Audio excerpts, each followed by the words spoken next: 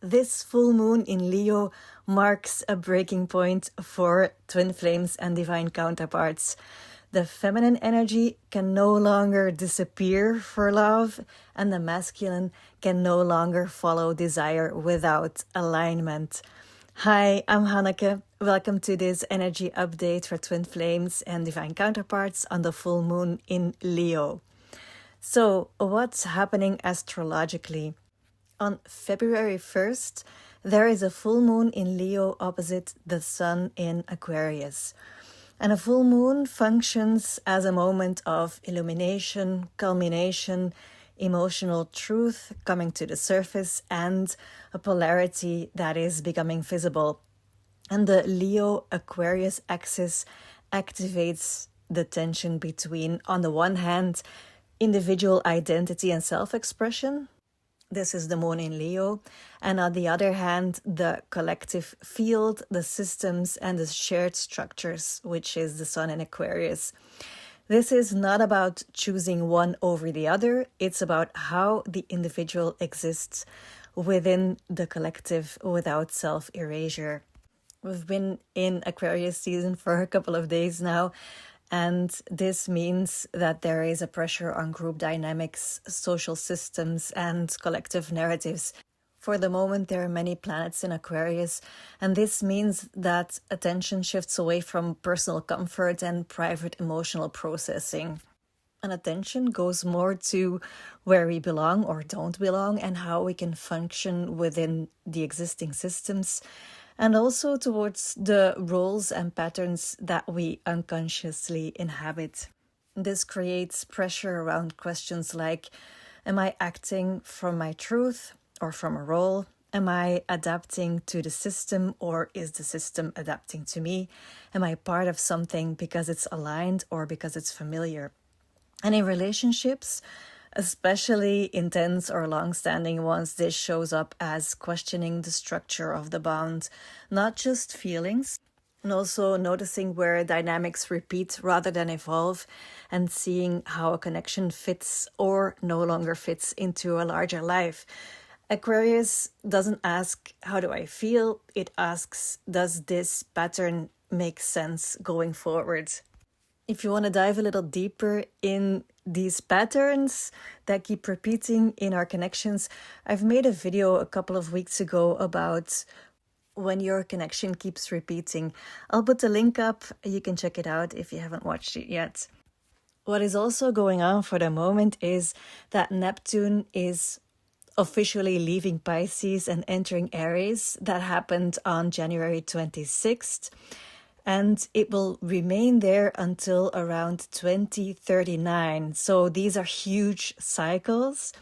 And because Neptune moves very slowly, this shift is not about a single event or a single moment, but it marks the beginning of a long-term collective transition that has already been felt over the past year.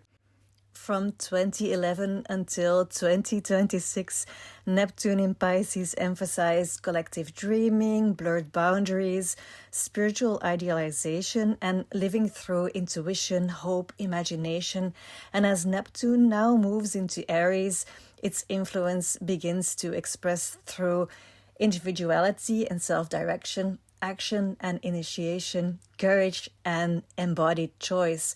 And this shift marks the gradual dissolution of spiritual bypass and living in ideals without structure. This really is the beginning of embodiment. And that means that truth must live in the body, not only through insight or feeling, but through the body. Understanding has to translate into action, and love must be livable and sustainable. So for relationships, the question then becomes, can this be lived? Not just felt or believed, and if not, the illusion dissolves.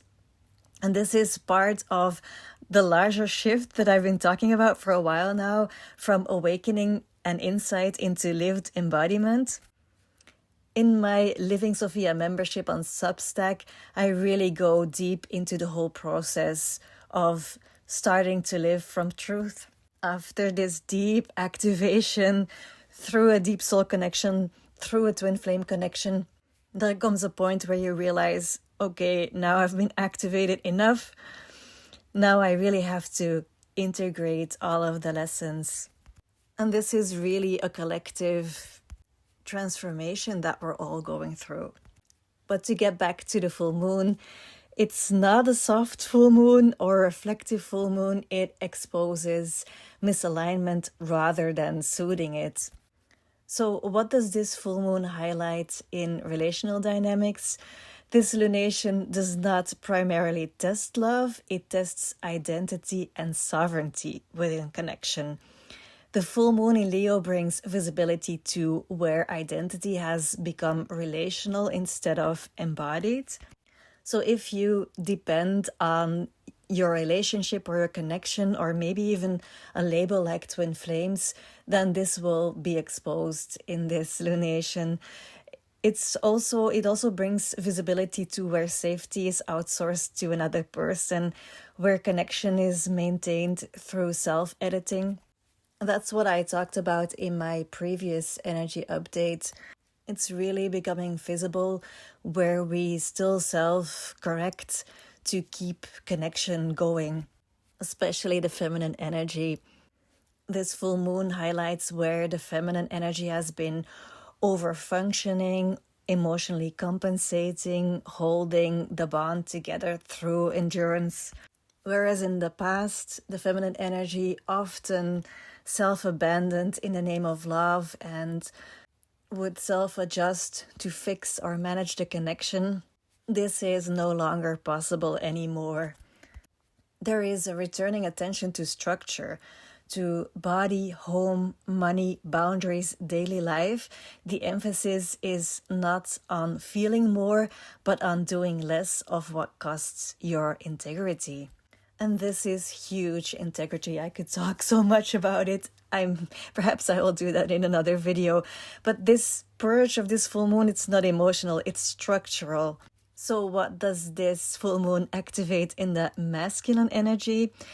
It brings pressure on emotional responsibility for the masculine, autonomy, internal authority, and there might be themes surfacing like the disruption of certain codependent patterns, a review of how emotions are regulated through the nervous system, and also a separation between desire and alignment. And this is a really important one. Wanting something is no longer the same as being aligned with it. So desire is the emotional pull, attraction, longing, chemistry, fantasy, attachment, hope, and it lives in the emotional body, in the imagination. Desire says, I want this. And alignment is coherence between heart, body, mind, and life. And it has to do with your nervous system. Regulating your nervous system is more sustainable over time, and it's actually integrity in action. So there it is again, integrity. It lives in the body and the nervous system, also in behavior and structure, and in lived choice. And alignment asks, can I live this without betraying myself? Both the masculine and the feminine energy are being pushed towards self-regulation rather than mutual regulation. In short, the core insight of this full moon in Leo is that it ends the era of loving at your own expense. More precisely, if you disappear to keep the bond, it will stabilize. If you wait instead of live, it will stagnate. If you regulate your nervous system through another person, it fractures. If you choose yourself cleanly, then the field will reorganize. This full moon does not ask, do you love them? It asks, do you exist without them? This is not about being chosen. This Leo Aquarius axis is not about being special. It's about responsibility. It says loud and clear, you are responsible for your own alignment. If you want to know more about how to live from a state of inner union, you can check out my previous video, which was all about that. In closing, this full moon does not force action, it forces clarity. What reorganizes after this lunation is not the connection first, but the self first. So where are you? What are you picking up from this energy? If you'd like to share in the comments, I would love to read. And this is where I will leave you for today. Much love. Bye.